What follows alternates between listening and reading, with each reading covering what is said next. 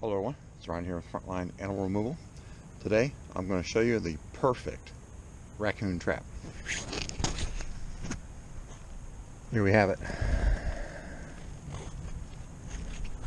It's beautiful, isn't it?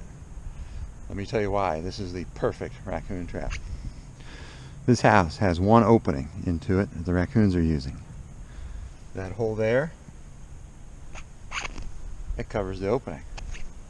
If there's a raccoon in the house, he has to enter my trap and get caught. The raccoon wants to go in there, he's got to step into here to get into the house. So the only way in or out is the trap. But here's where the perfection part comes in. If I don't catch the raccoon, it doesn't matter. If we go several days with no activity, we can assume there's no raccoon in the attic. And we can verify this with asking the customer if they're hearing anything. If things are quiet, no activity in the trap, I can patch up the Gable vent, problem solved. And if I catch an animal, wonderful. And the customer will have the satisfaction of their perpetrator captured.